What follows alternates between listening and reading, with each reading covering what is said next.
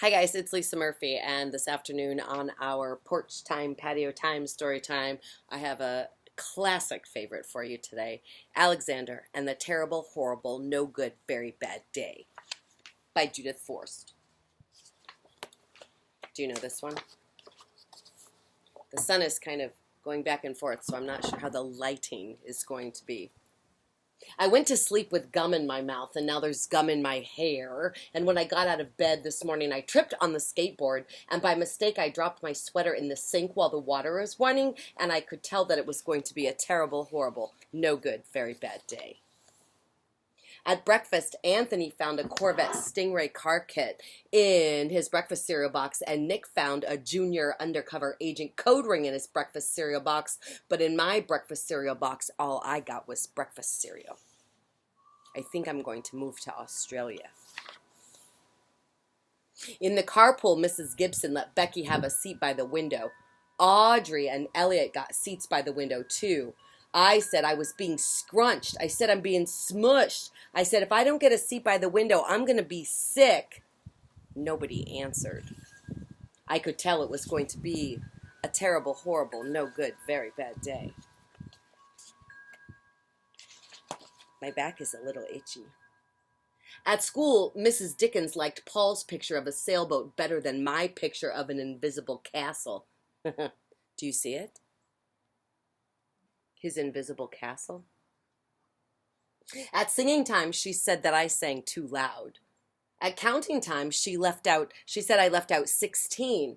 Who needs 16? I could tell that it was going to be a terrible, horrible, no good, very bad day.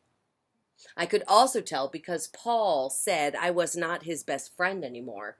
He said that Philip Parker was his best friend and that Albert Moyo was his next best friend and that I was only his third best friend. I hope you sit on a tack, I said to Paul. And I hope the next time you get a double-decker strawberry ice cream cone, the ice cream part falls off the cone part and it lands in Australia. There were 2 cupcakes in Philip Parker's lunch bag, and Albert got a Hershey bar with almonds, and Paul's mother gave him a piece of a jelly roll that had little coconut sprinkles on the top. Guess whose mama forgot to put in dessert? It was a terrible, horrible, no good, very bad day. That's what it was, because after school, my mom took us all to the dentist, and Dr. Fields found a cavity only in my teeth. Come back next week and I'll fix the cavity, said Dr. Fields. Next week, I said, I'm going to be in Australia. On the way downstairs, the elevator door closed on my foot, and while we were waiting for my mom to go get the car, Anthony made me fall where I was muddy, and then I started crying because of the mud, and Nick said that I was a crybaby. And while I was punching Nick for saying crybaby, my mom came back from the car and scolded me for being muddy and for fighting. And I'm having a terrible, horrible, no good, very bad day, I told everybody, but nobody answered.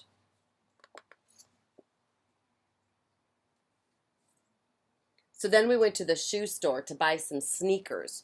And Anthony chose white ones with blue stripes. Nick chose red ones with white stripes. I chose blue ones with red stripes, but the shoe man said, we're all sold out of those. They made me buy a pair of plain old white ones, but they can't make me wear them. So then we went to go pick up my dad at the office. And he said that I couldn't play with the copy machine, but I forgot. Uh-oh. So he played with it anyway. Look at it. He also said to watch out for the books on his desk, and I was careful as could be, except for my elbow. He also said, don't fool around with the phone, but I think I called Australia, and my dad said, please don't pick me up from work anymore. It was a terrible, horrible, no good, very bad day. There were lima beans for dinner. I hate lima beans. There was kissing on TV, and I hate kissing. My bath was too hot. I got soap in my eyes. My marble went down the drain, and I had to wear my railroad train pajamas. I hate my railroad train pajamas. Hold on, the page is stuck. He's having a bad day. When I went to bed, Nick took back the pillow that he said that I could keep, and the Mickey Mouse nightlight burnt out, and then I bit my tongue. The cat wanted to sleep with Anthony, not with me. It has been a terrible, horrible, no good, very bad day. My mom said that some days are like that, even in Australia. Alexander and the terrible, horrible, no good, very bad day. I'll see you later. I got one more, but that was kind of a long one, so I'll read the other ones separate.